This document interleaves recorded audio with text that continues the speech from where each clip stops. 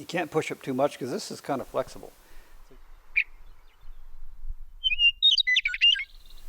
For those who have subscribed or are interested in watching me rebuild this American LaFrance fire truck and combine it with bits of the chassis from a GMC motorhome, I had to take a little bit of a break from that because it's coming up to Christmas time, and I needed to, I offered to make something for some relatives. They needed a bit of furniture, and what you're seeing on the screen now is at least, it's approaching 100 years old. This is 2023 we're in now. This piece of furniture would be from the 20s or the 30s. And it was a small square table that I don't have any memories of. It's at my grandfather's house up in Mizpah Creek, Montana. And there's no town there at all, never was. This place has always been out in the boondocks. It was in a little house that, it was a log cabin, a genuine log cabin that they moved into. It was already there when they moved in, and my brother has photographs of it. And pretty much it looks the same back then when they moved in as it does now. It's still the house it's old, right? It's old. Its day is done. And the last person to live there was my uncle, and he'd actually moved into another house next door. And this house became a collection point for a bunch of old stuff. And the new owners, the big owner out of Texas, I think, he's got a station manager who pretty much has just been going through cleaning the place up. And the house it's a danger to everyone now, so it's got to be removed. Anyways, we were invited, us siblings, my brother, 2 sisters. We were invited to go through and get stuff that meant something to us. And I've got an old bed over there that I remember playing on as just a tiny kid. And it was one of the things I definitely had to go get. There was a mailbox that my uncle used right up till the end. And that's at least as old as I am. I've got that now in the front of the house. But then you've got this little square table. And here's what it looks like now. Now the square table, it was about 2 feet square. And this is for my wife's sister. And what she needed was something to lean against the wall for a mobile phone or a book. And it's just a small table. This is only about 10 inches now. And you remember from the pictures that the original table had 4 legs that kind of radiated out from the center. And very neat how they went together. Let's see if I can show this. These are just dovetails, sliding dovetail. I'm not sure I can get this in here because they came out pretty tough even after 100 years. And they just slid in there and they're really stable. So I use that underneath here too. It worked really well. The only thing not original on this table is the back leg. I almost had to do nothing other than strip it and put a stain on it, which is just to make everything uniform because it was, wood is, this has all been pieced together. You can see the top is actually 3 or 4 it's many pieces put together. And they're all slightly different colors, so the stain kind of helps blend it all up. But this original detailing, I guess it's all machine made, beautiful. I'm just putting on coats of tung oil. I've got the first coat on here. And it's got to dry for 24 hours or so, and they'll put on the second coat. And you keep adding coats, and it gets better and better looking, or at least more and more glossy. And this third leg that came here, this actually came from the motorhome, this 1970 whatever GMC motorhome. There was a dinette set on the inside. And that piece of wood there, it's Meranti. That's an Indonesian wood. You can't get Meranti anymore. But it's a soft wood, but beautiful grain, kind of pinkish when you start with it. But the other project was, she also wanted a box to put transformers and stuff to hide transformers on the floor, or power cables, excess stuff. So she wanted a box to hide all that. I'll show you what I've done. What I'm focused in on there are some drawers, that one up there. That came from the motorhome. I've taken one of them apart. And there's the brand new porter cable dovetailing jig. And I figured that would be a really good way to make this box for my sister-in-law.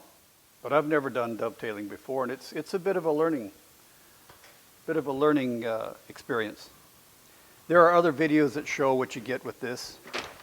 You can see some other pieces back here, some tools that came with it, some other, these are little guides that you put on. There's other ones that are black here, and they align the wood in a certain way. This is on the left side, or no, it'd be like this.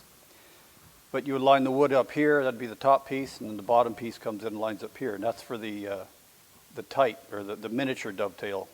And they give you all the bits and everything for this. Here's the bits on the Makita, even though this is a Makita router, that is a Porter cable guide, and it fits perfectly. And that's the one that fits this slot. This is for their standard size. It came with 3 of these different plates.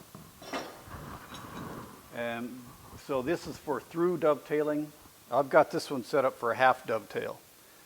This is actually the wrong guide for that, but that's the only one I could make work for what I'm trying to do. For whatever reason, I couldn't get this one to work.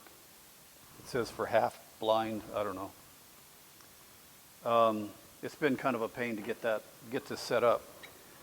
I'm probably using it wrong, but at any rate, I did a sample, and it fits really nice. I'm really pleased with this is the first one I've ever done.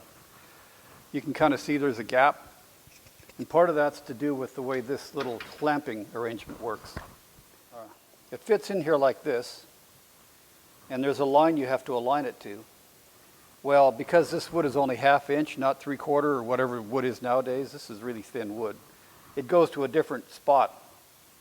They've got lines described on this guide, and it goes to a different spot in order to get it the same as the originals.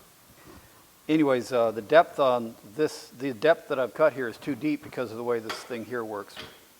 There's a limitation on minimum length of these. This one here, well, they're both the same. They're 4.5 inches. They need to be at least 5.5 inches long for this clamp to actually work. So this is too short, and when I clamped it in, it actually shoved it in this way and made that pocket too deep. That shouldn't be a problem when I start doing it. This is the new piece that I'm making. That should slot in fine, and it clamped down fine. It goes up against a guide that's here, and I had to adjust that. You can adjust them in and out. But this is to match the original. And because this piece is only 1/2 inch thick instead of 3/4 or something else, instead of being in the middle of this pretty deep line they've got scribed, I've pushed it back just a touch, but that gets it the correct alignment and the correct pocket depth for this narrow wood, or this thin wood.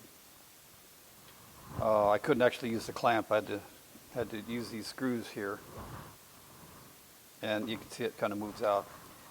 The other one was much simpler. These are the new pins that I just cut. This one still works fine. You push it up in here. Again, the guide is set up so that these pins align. You can't push up too much because this is kind of flexible. So you just push up lightly, clamp it down, and that lines those up. And you can see there's a gap. And again, that gap is because this wood is so thin. That wouldn't happen on normal woods that you'd use today. Having said that, you can still use wood like this. It's really thin wood to make your boxes out of, but it's just you have to leave a gap for this and just allow for it. And one other thing I found for making dovetails, I was wondering when I first saw these boxes and took them apart, why is the top pin missing? Well, that's because that's the top of the box. It's the top lip of the box. And that's the original fit. That was made originally. On these sample ones, I didn't bother with that. And you can see the problem. It's still the same kind of a fit, but it's really thin up at the top. So yeah, that top pin, don't use it. Anyways, let's go ahead and set this up again for the next cut. It's kind of nerve-wracking because I've only got a few of these drawers and I don't want to have to be making new wood. And you can kind of see the GMC motorhome. Yeah, that's what I'm using. This is the way I want the box to wind up. I've had to number the corners. 4, 4, we'll go to 4.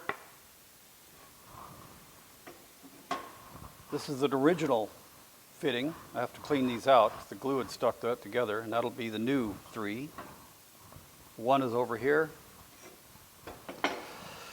But here, in this case, I'm using the original pins on 1, but I'm going to cut new pockets on this piece. And then that should line up fine. Okay, so let's get started. 3 goes with 3. So in that case, I will put 3 in here, because that's the pins go on the outside here. Go apart against that.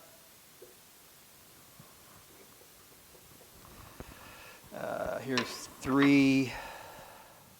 If I were starting from scratch, I wouldn't have to adjust here, but because I'm trying to clean out an original, it's not going to line up like the other ones do. So I just have to get close and clean those. I've checked. I know the router bit will fit fine. It's just that I have to reposition how this sits in here. And it can't be all the way against the guide because it just starts in a different position. Let's make sure I've got this right now, because I can't cut this top pin. This top pin doesn't get cut. So cutting a pin, clean out the pocket, pin, clean out the pocket, pin, pocket, pin, pocket, pin, pocket. And that's it. I don't cut that one. So I have to stop there. All right, get on my safety gear. Let's go for it.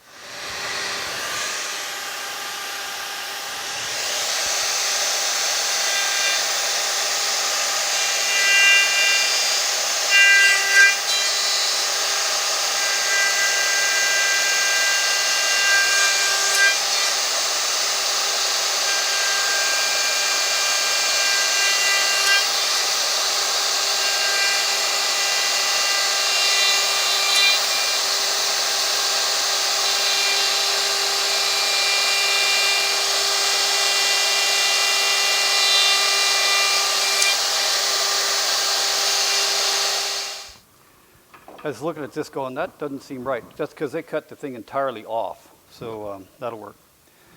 I'll continue. I'll cut the rest of that pin. And then I'll just cut it off with the saw later.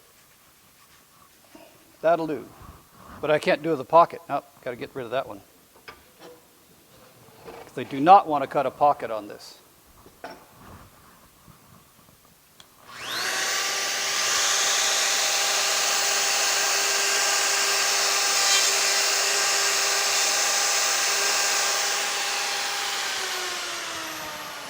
Now they say on the instructions, don't pull it straight out because you'll either cut this aluminum or you'll destroy the pocket you just made. So let it stop and then pull it out.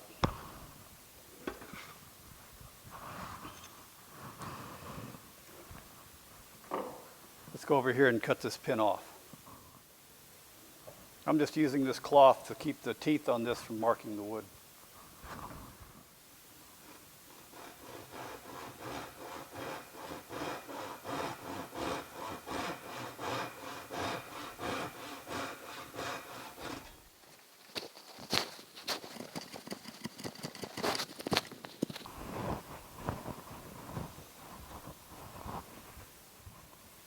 Okay, remember these pockets used to be original.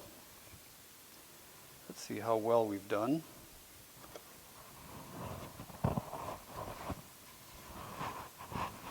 It's not as tight as I'd like, but again, I was cleaning out original sockets and they didn't line up perfectly. Still, with a bit of glue, that'll be fine. Good. Okay, now I've got joint number 4 to do. Let's do that one. I'm going to start from this side because I do not want a pin here.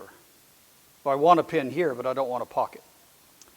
And that should be okay. Should be lined up okay.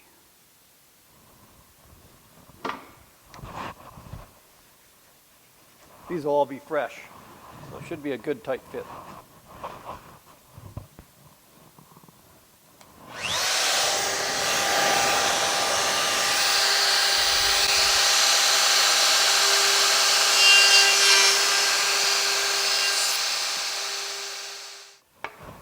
There is a better training video on this, but what he shows you on that one, at least the one I saw, he only does a through, he doesn't do a half blind. This is called a half blind because you can't see the outside of that dovetail. He does a through dovetail. If you've liked this video, please give me a thumbs up, maybe subscribe, and thanks for watching.